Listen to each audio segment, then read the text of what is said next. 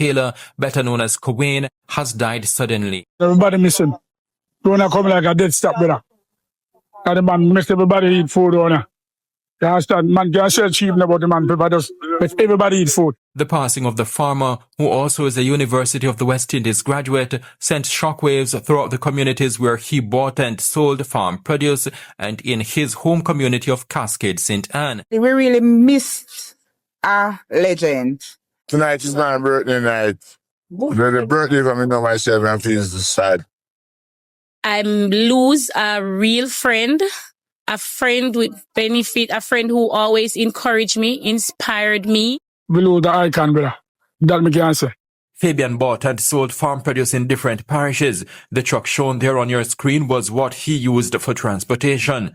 When the Beacon saw it inside Ocherius Market, it was parked on what normally would have been a busy day, a sign that death was in its way. The man who accompanied Fabian on many of his business missions, Gavin Steers, was still in a state of disbelief when the Beacon saw him 9 days after the death. I know I can't believe what I'm going, you understand? Can't believe anybody tell us. Never know respect. You know, we how everything will go on and just, boy, I don't know, me still can't come to it. The bereaved family, who marked the 9th night since Fabian's death with a candlelight vigil at his home, said the late farmer was not known to have any medical issue. The family also recently disclosed that the cause of death was still pending. Following the passing of Fabian, rumors became rife that he died after pulling a tooth at a dentist. When asked about that, the family told the Beacon, quote-unquote, Fabian was not ill and he did not pull any tooth. He did a deep cleaning. They said everything was okay with all the tests they did. I still look at my phone and hoping that I'll see a message from him or a call from him. Just responding to the messages in our little group to say that, hey, I'm okay. I'll see a message from him or a call from him. Just responding to the messages in our little group to say that, hey, I'm okay. It's very hard to accept. I didn't take it well at all. I had to sit and, just give it some time before I could even start moving around. So I didn't take it well. And that's when I realized, in terms of the kind of bond that we all had, not just as friends, but as brothers. Fabian's death happened less than 2 years since the peaceful passing of his mother, Noretta Gail Taylor, who operated a business that sells mainly farm produce inside Ocherius Market.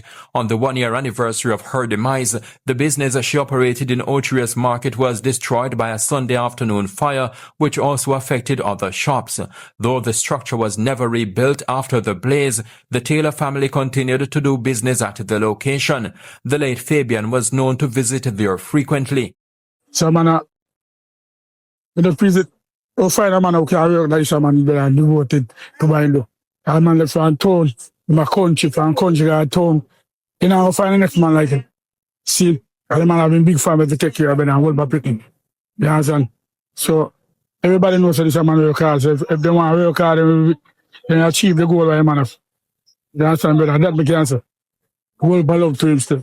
The late Fabian, who also was well known among party promoters and party goers in and around his community, was born on November 11, 1986 to parents Noretta and Robert Taylor. He attended Cascade All-Age School, Knox College, Knox Community College, where he pursued pre-university courses, and the University of the West Indies Mona campus.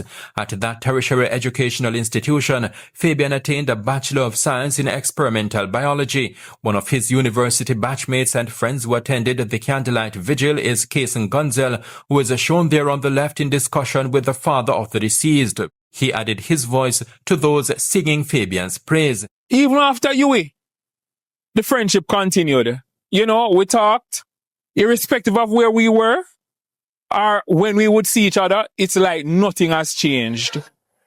I must speak on some of the hard times that we went through. Because I can tell you at college, when you have challenges going through campus life, it is rough.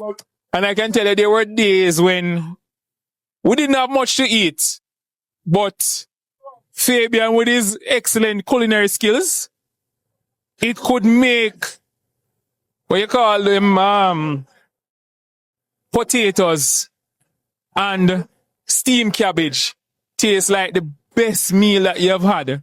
And we'd eat that for days, not even days, for weeks, because we didn't have the money to buy what we really want. But I'm just trying to say we had some good times and some bad times, and that molded us into the men that we became. And when I look back, it was really a journey that I enjoyed. Despite being a university graduate, Fabian's venture into agriculture and the sale of farm produce was not a surprise. After all, some close members of his family already were involved in the business venture. He left a legacy. And there are a lot of things that I can pick from Cohen life. Hard work. And you never see Cohen